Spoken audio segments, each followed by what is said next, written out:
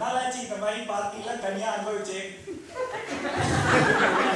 என்ன பண்றது, 2 பேரும் ஒன்னா தான் தெருவா ஒரு சுத்தணும்.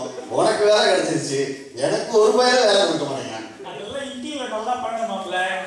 என்னடா இன்டர்வியூ, என்னை தான் கேள்வி கேட்கிறானுங்க. ஒரு இதுவும் தெரியல. ஏன் அப்படி என்ன உனக்கு கேட்டாங்க கஷ்டமா?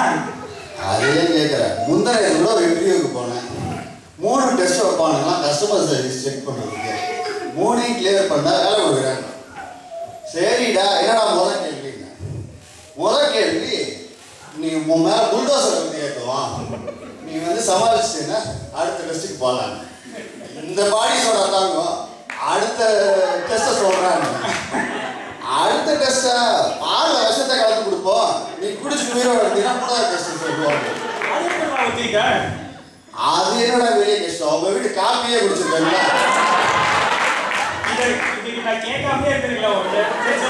பரவாயில்ல. 3ஆவதா ஒரு கேள்வி கேட்டான். எங்க அப்பா தொலையே தவறாலட்டு வீட்டுக்கு ஓடி வந்தவன் தான். அப்படி உன்னையே பயப்பட வைக்கிற மாதிரி என்னடா கேட்டான்? அதையே கேட்கிற.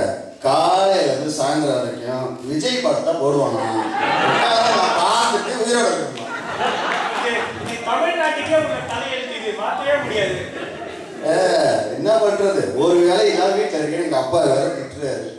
உனக்கு என்ன ஏகப்பட்ட சொத்து வச்சுக்கீங்க, வேலையே செய்ய வேண்டாம், சும்மா உட்காந்து சாப்பிட வேண்டியதானே? அடப்போடா, பெரிய வீடுன்னு தான் பேரு. அதுல பங்குக்கு ஒரு 150 பேர் வந்து நிற்பாங்க. ஏன் வந்து ஒரு தூடு கூட தேராது. கல்யாணம் நடப்பதான் செஞ்சீங்க, இந்த வீடு கூட சாமான்லாம் வச்சு ஏகப்பட்ட பண்ணீங்க. எங்க அம்மா கூட சொல்லிச்சு எல்லாத்தையும் சாமான் வச்சுங்க, எங்க பக்கெட் வரலன்னு.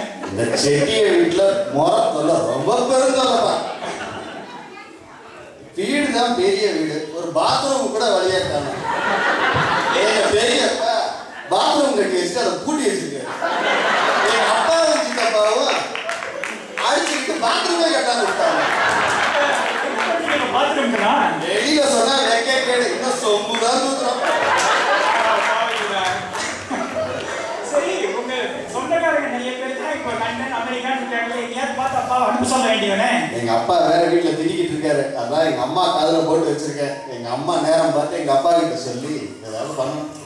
சரி பார்ப்போம். சரி, நல்லபடியா பாரு, எங்கேயாவது போறதுக்கு அப்புறம் பார்ப்போம். பார்ப்போம்டா, எப்போ பார்ப்போம் பேசலாம்.